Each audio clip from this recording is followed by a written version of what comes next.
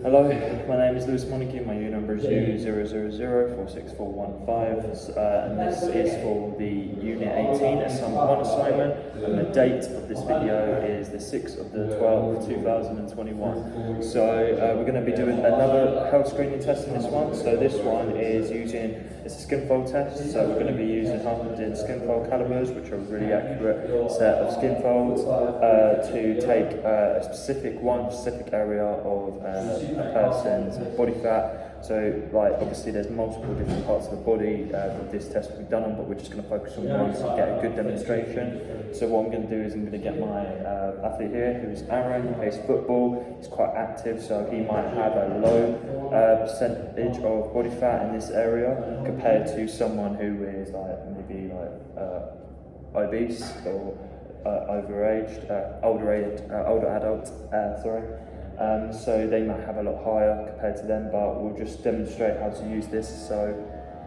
if I can get my athlete to just stand there.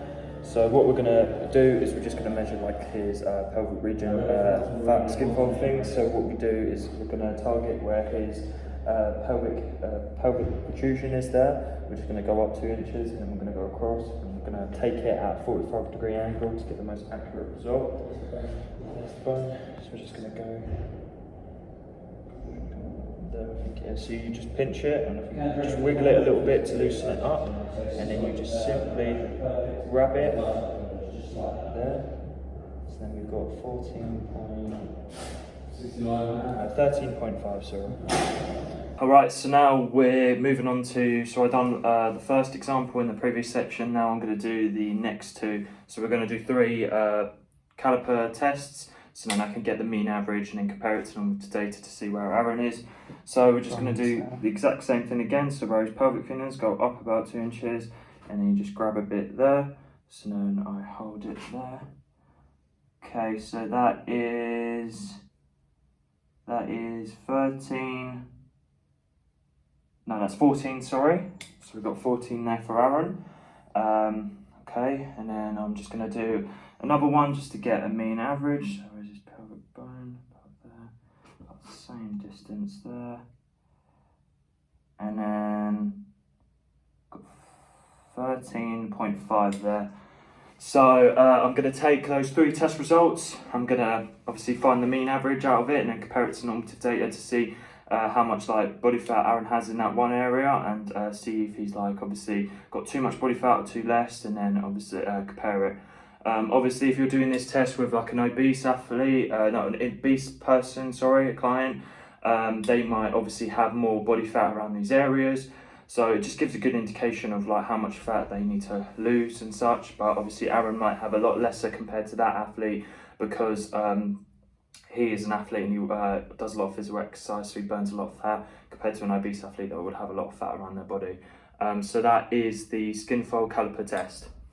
Okay, so in this section of the video, I'm basically just going to go over the results of the skin fold test. So in the previous section of the video, so as you can see, the first measurement I got was 13.5 of Aaron, and then the second measurement I got was 14, and then the third measurement I got was 13.5.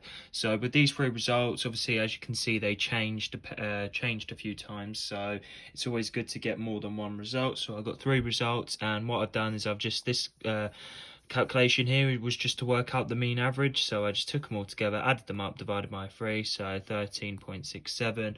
That is Aaron's body fat percentage there. So obviously I could, comparing this to normal data, like I said about obese athletes will probably have a lot higher, but yeah, that was just to, this is just to find out Aaron's average body fat percentage there. So yeah, his average score was 13.67. So as you can see, Aaron has about 13.67% body fat around that area. So yeah, so that is the results from the skin fold test. Like I said, obese athletes or people that have more weight on them due to certain conditions might obviously have a lot more body fat, but that's just an indication and just an example of how you can take someone's body fat and find out what it is.